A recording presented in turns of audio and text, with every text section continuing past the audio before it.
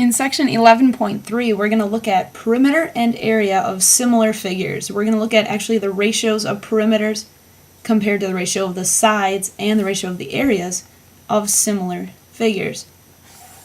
Starting out, review. We know that similar figures have corresponding sides in the same ratio, right? That's what makes them similar, is that their angles are congruent but their sides are proportional. So their sides are in the same ratio. And if I looked at these rectangles, they are similar. Because the ratio of the sides, if I look at the heights, it's 2 to 3.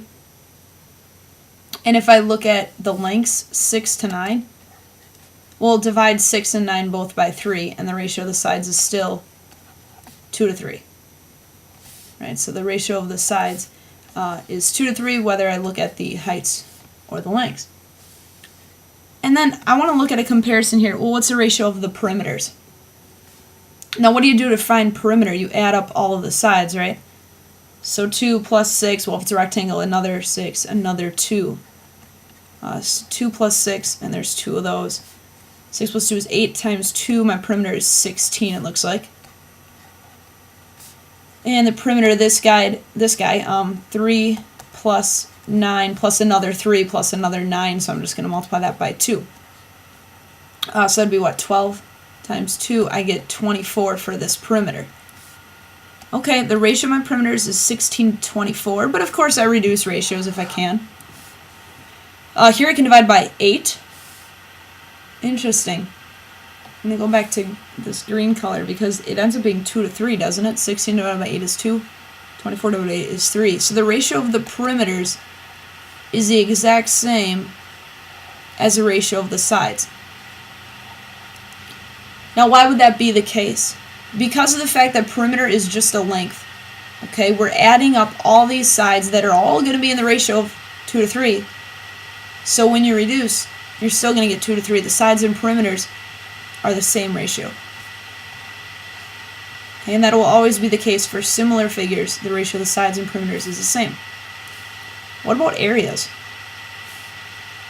What's the area of this rectangle? Area is base times height, right? 6 times 2 is 12. Units squared. And the area of this guy is base times height, 9 times 3, or 27. Again, units squared. So I'm looking at a ratio of 12 to 27. Simplify this. It looks like all I can divide by would be 3. 12 divided by 3 is 4. 27 divided by 3 is 9. And I can't divide by anything anymore. The ratio of the areas is definitely different. It's 4 to 9. It's not 2 to 3. My question is, what's the relationship here? Is there a way to get from the ratio of the sides or the perimeters to get the ratio of the areas? Think about this. What is the units for area?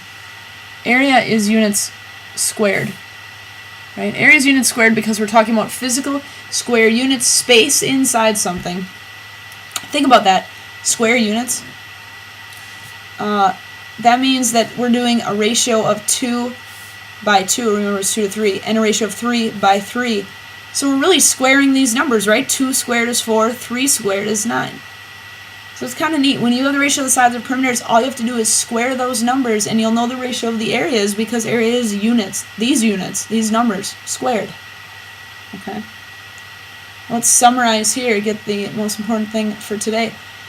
For areas of similar polygons, you have to know if two polygons are similar. You have to know they're similar, first of all, if the lengths of their sides or perimeters is the ratio A to B, which in the last one was 2 to 3.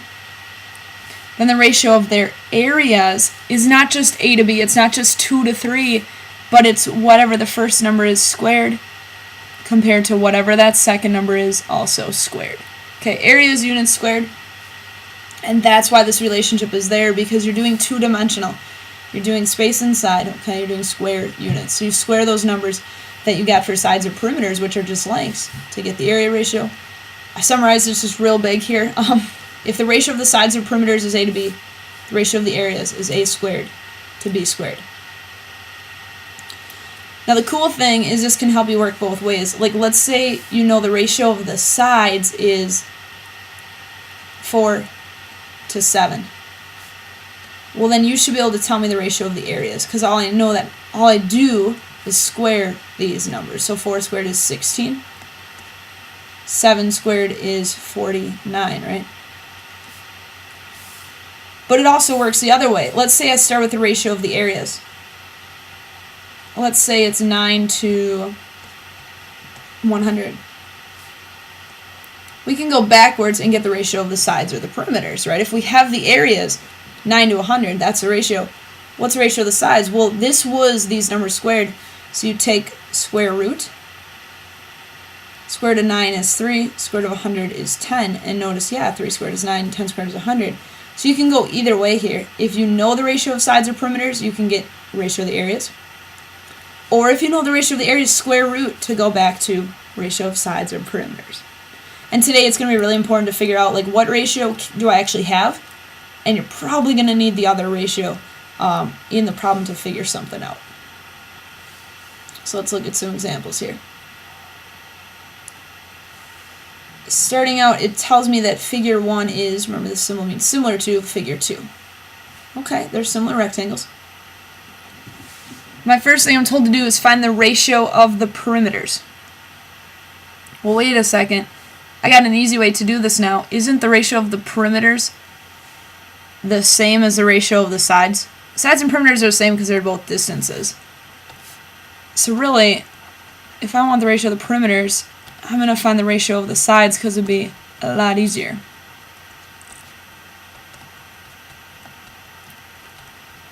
The reason I know it'll be easier is because I actually do have side lengths that correspond here. The only side length I'm given in figure 1 is 10, and this is the smaller dimension, right? So the smaller dimension of this guy, I know I'm going to compare 10 to 18. And they said figure 1 to figure 2. I think I'll start with the 10 then. 10 to 18. But of course reduce if you can. Divide by 2, I guess, in this case. I get 5 to 9. I know this is the ratio of the perimeters because that's just the distance round and it's the same as the ratio of the sides. And now to find the ratio of the areas. This is like your A to B. Okay, this is the ratio of your sides or perimeters. The ratio of the areas. Square these numbers. So I just need to square the side ratio numbers. 5 squared then is 25. 9 squared, 9 times 9 is 81. There's my ratio of the areas. So it became pretty simple to find the ratio of the perimeters. I just looked at the ratio of the sides, and to get the ratio of the areas, you just square those side or perimeter ratio numbers, and you get the ratio of their areas. Okay, let's look at some trickier here. You are painting the ceilings of similar shaped rooms. Hey, look, they are similar shaped rooms. The smaller room's 10 feet wide. The larger room is 14 feet wide. Oh, hey. Okay, smaller room is 10 feet wide. Larger room is 14 feet wide. Notice I have the width of both rooms. They are similar. So actually, this is the side ratio right away. I'm just stopping because I'm excited that I have the side ratio. Right? I know the width of the smaller and the larger. It's 10 feet to 14 feet. So I know I'm looking at 10 to 14 as a side ratio. Oh, but I could reduce that, right? Divide by 2. 5 to 7. So there's my side ratio. This is important. Side ratio is 5 to 7. Okay, what are we saying next? If 7 quarts of paint cover the larger ceiling, how many quarts are needed to cover the smaller? 7 quarts of paint cover the larger ceiling. How many quarts are needed to cover the smaller? Wait a second here. If we're talking about painting and we're covering a ceiling, what kind of measurement are we looking for? What kind of calculation do we need to do here? If we're painting, you want to know what about these ceilings? I want to know the area. Right? So if I'm looking at covering the ceiling, if I'm looking at painting, I need area ratio. I need area in general. So if the side ratio was 5 to 7, I need area ratio. If I'm going to figure out how many quarts of paint for the smaller guy, I need the area ratio. I can't use this side ratio. Okay? I'm not talking about side lengths. I'm not talking about perimeter. I'm talking about area. I'm covering a ceiling. So the area ratio is, what do you do with the side ratio to get area? You square those, don't you? 5 squared is 25. 7 squared is 49. That's the area ratio. That is the ratio needed to find my unknown quarts of paint. So now you know what? I have the number of quarts of paint for the larger ceiling. I need to know how many quarts for the smaller. I'm going to set up a proportion.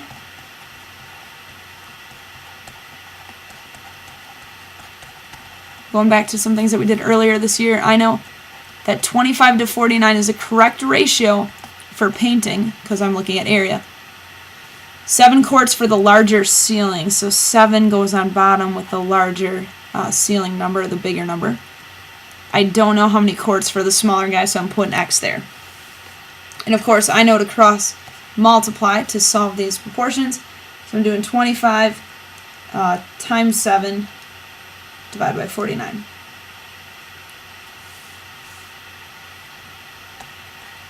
X equals, and I'm getting a decimal, I'm going to round to 2 decimal places here, 3.57 quarts. Okay, makes sense. The smaller ceiling needs less paint. 3.75 quarts. And, oops, if I had to actually go to the store, I would buy 4 quarts.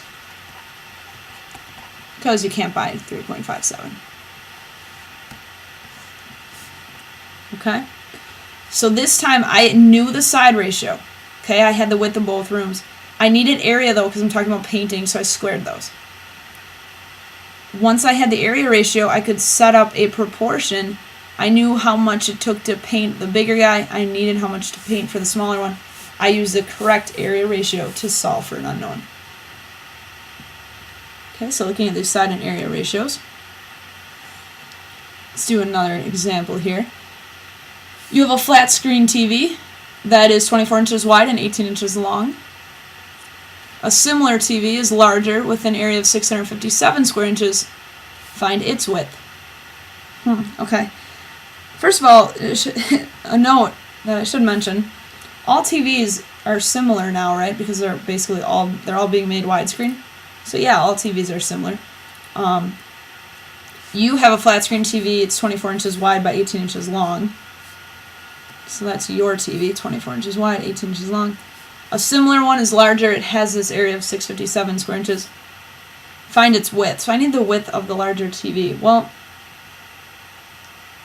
all I have is the area of the larger TV, but I think I could find the area of the smaller guy, right? I have the length and width.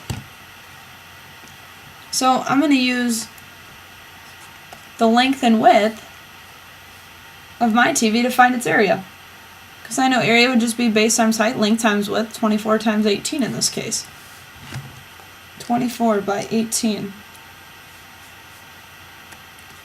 432, and it's inches, right, squared. That's the area of my TV. And the reason I had to find that is because if I need the width of this other TV that's larger, I'm not going to be able to find that unless I know the ratio. But in this case, I can't find the ratio of the sides first. I'm going to find the ratio of the areas. Here's the area of my TV. This similar TV that's larger, there's that area. Now I can come up with the area ratio. So I'm looking at 432 compared to 657, right? This is the area ratio. Now, always simplify if you can. It'll make your life a lot easier. I don't know what I can divide these both by. I'm just going to try dividing by 3 once. It seems like it works. 432 divided by 3 is 144. 657 divided by 3 is 219.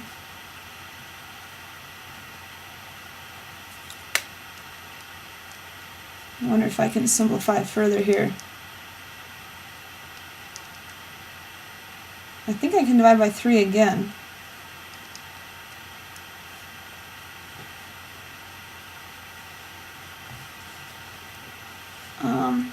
And down by 3 further.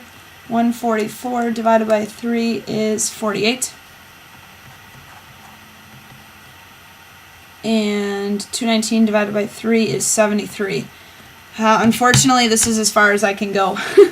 I was hoping to go further. So here's my area ratio, simplified. As far as I can go, I don't think 73 can divide by anything. But here's the problem. If I need the width of this TV, I don't want the area ratio. I need the ratio of the sides now. So how am I going to get that? You're going to take, now this is area, we're going backwards to sides. Remember, area should be like the a squared to b squared. We want a to b. So I need to square root. I know these are going to be gross numbers, and that happens occasionally. I won't do that to you like on a test or anything, but the sides ratio that I'm going to round, 6.93, is approximately the square root of 48. The square root of 73 is 8.54, approximately. There's my sides ratio. That's what I really need, because now I need to find the width of this larger TV. So to do that, I know that the sides ratio should be 6.93 to 8.54. I'm going to set up a proportion here, and that equals, if I'm looking for width of this guy, I need to compare to the width of my TV. It was 24. Remember, my TV was a smaller one, right? This guy was larger. So the smaller number's on top. So my 24 for the width of my TV goes there. The unknown width is here. And finally, cross multiply. 24 times 8.54 and divide by 6.93. And it looks like I'm getting 29.58 would be the width. Oops, and what's the label on that? I think we're talking inches, right? This is inches squared for the width of that larger TV. It is more than the width of mine, which was 24 inches, and that looks good. Oops. Okay, so in this case, it was actually area ratio that I could come up with at first. Remember, I had to find the area of my TV compared to the area the other guy simplified. But I needed the sides ratio to find an unknown width, so I had to square root, then set up a proportion to solve for an unknown. We got one more example here. Brings in some tricky things here. The Pentagon in Washington, D.C. is a regular pentagon with each side measuring 900 feet and an area of 1,400,000 square feet. You have a scale model with a perimeter of 30 yards. Find the area of the base of the model in square yards. So I'm going to start out and say there's got to be a ratio I know. Right? I need to find eventually the area of the base of my model, which I know it'll help me by comparing it to the area of the base of the real pentagon. But I don't know the ratio of the areas yet, but I can find the ratio of the sides. That's the one I can find. Remember, the ratio of the sides is the same as the ratio of the perimeters. The reason I know I can find this is because I have each side here of the real thing is 900 feet. And on my model, I have a perimeter of 30 yards. Now remember that sides and perimeters are sort of the same ratio, but I do need to compare like things. Like I can't do a side to a perimeter here. But I'm going to have to convert here. Now if it's a pentagon, remember a pentagon has 5 sides. And it's a regular pentagon, so all the sides are congruent or the same length. If each side, I guess, it's up to you, but I think I might go with the sides here. And the real pentagon, each side was 900 feet. And that compares to, this had a perimeter of 30. Now if the perimeter is 30 yards, what is each side then? If perimeter's distance around, there's 5 sides that each measure 30. So a side length there would be 30 divided by 5, or 6 yards. Another problem. This is feet, and this would be yards. So I'm going to have to convert 6 yards times, I want yards to cancel, so I'm putting that on bottom, putting feet up here. And I know there are 3 feet in 1 yard. Now yards will cancel. 6 times 3, so that's actually 18 feet. So 900 feet to 18 feet, that's the ratio of my sides. Remember, I went from perimeter divided by 5 to get 6 yards for a side, which is actually 18 feet for each side of my model compared to each side of the real thing. I should simplify. Does 900 divide by 18? Yes, it does. Okay, so we simplify. The feet cancel. Thank goodness they're both feet now, and it's actually just 50 to 1. There's the ratio of my sides. But I want to find the area of the base, so I need not the side ratio, but I need area ratio. And how do you get area ratio? Remember, you take the side ratio and you square them. Sides is a to b, area is a squared to b squared. Now 50 squared is 2,500. A 1 squared is just 1. So there's my area ratio, 2,500 to 1. Now set up a proportion. 2,500 to 1 equals, okay, proportion is being set up here. 2,500, that would be the area for the actual real pentagon, which I know. The area was 1,400,000 square feet. So the unknown answer I get here is going to be in square feet. And let's see what I get when I cross multiply. I take the 1,400,000 times 1, which is still just 1, and divide by 2,500. And I get 560. Here's the problem. This was in square feet, so is this. And that's the area of the base of the model, but I do want square yards, so I have even more work to do. I'm going to take, actually I'll move this down.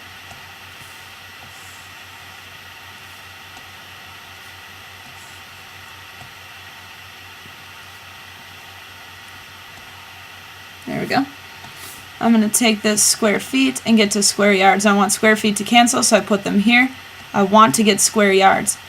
Now remember, a square yard, there are 3 feet in a yard, but there are 3 feet in 1 yard by another 3 feet in 1 yard, because I'm talking a square yard, 3 by 3 or 9 square feet in 1 square yard.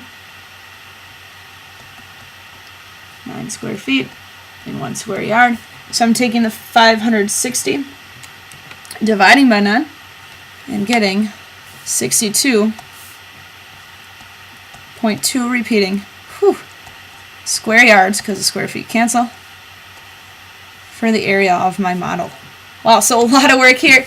First of all, I had to compare sides, so I had to convert perimeter in yards to each side in feet. Simplified my ratio. But I wanted areas to find the area of my base, so the area ratio, I squared these numbers. I set a proportion to find my area of my actual, or area of my model. But it was in square feet, just like the real thing was in square feet. To get square yards, I know there's 3 feet in a yard, but there's 3 times 3, or 9 square feet in 1 square yard, to get to yards squared. So today, looking at that area ratio versus side or perimeter ratio, remember the area ratio is a squared to b squared, when the sides or perimeter is just a to b.